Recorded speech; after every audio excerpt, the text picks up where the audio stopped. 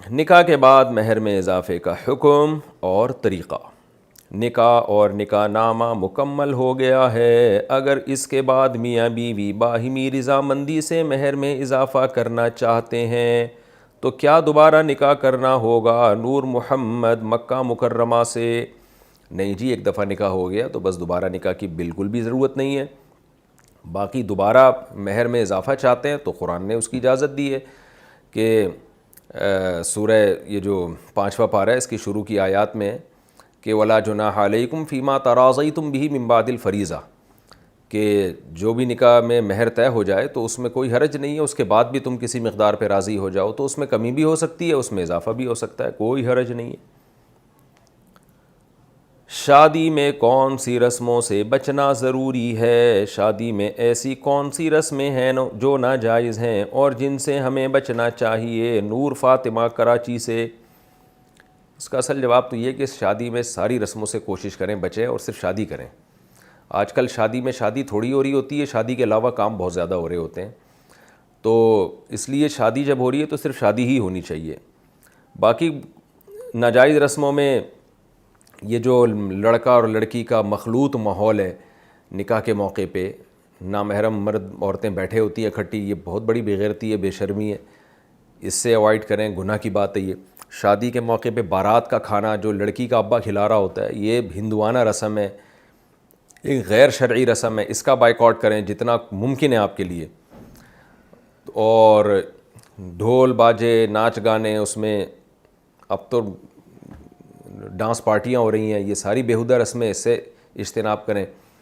اور جہیز کی رسم سے اجتناب کریں، یہ بیہودہ رسم ہے۔ اور اس کے علاوہ پتہ نہیں گاؤں دیہاتوں میں تو کیا کیا ہو رہا ہے، دہی مل رہے ہیں اور جوتا چھپائی، اور سالیوں سے پھر دولہا کی ہنس ہنس کے باتیں ہوتی ہیں اور بڑی فری ہو رہا ہوتا ہے وہ، اور سالیاں بھی بڑی فری ہو رہی ہوتی ہیں، یہ سب بیہودہ حرکتیں ہیں۔ پھر آج کل ایک اور بیہودہ حرکت یہ شروع ہوئی ہے، بلکہ آج کل کیا ہے بھی بہت پہلے سے ہو رہی ہے، کہ دلہن کے ڈپارٹمنٹ میں جو ہے نا، جہاں لڑکیاں بیٹھی ہوئی ہوتی ہیں وہاں نکاح کے بعد دولہا کو لا کے بٹھاتے ہیں اور پھر ان کی تصویریں لیتے ہیں۔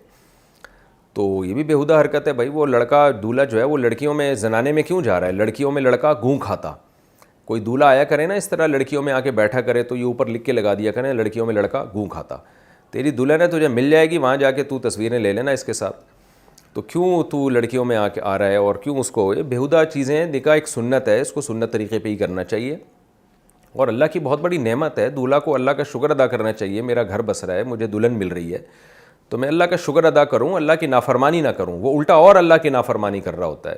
تو یہ بری حرکتیں ہیں، یہ ساری بیہودگیاں جو شادیوں میں ہو رہی ہیں غلط ہے۔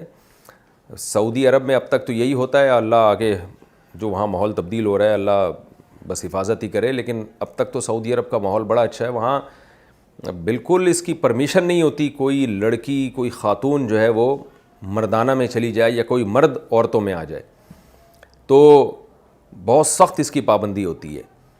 اور لڑکیوں کو ایک صاحب نے یہاں تک بتایا کہ جو خواتین کا ڈپارٹمنٹ ہے اس میں موبائل لے جانے کی اجازت نہیں ہوتی، تاکہ کہ ایسا نہ کوئی خاتون کسی خاتون کی تصویر نہ کھینچ لیں یہاں پہ، تو اتنا سخت پردہ ہوتا ہے۔ ٹھیک ہے، وہاں بھی ماحول آہستہ آہستہ چینج ہو رہا ہے، اللہ ہمارے بلاد حرمین کی اللہ حفاظت کرے۔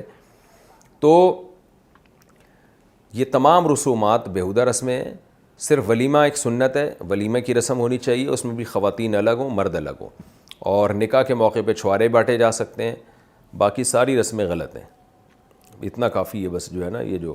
اور حدیث میں دف بجانے کی بھی اجازت ہے، تو اگرچہ علماء اس زمانے میں اس سے منع کرتے ہیں کیونکہ لوگ دف بجانے میں حدود پہ نہیں رہتے، لیکن اگر کسی نے دف بجا دیا صرف نکاح کی اناؤنسمنٹ کے لیے، خوشی کے اظہار کے لیے، تو اس کی بھی گنجائش ہے۔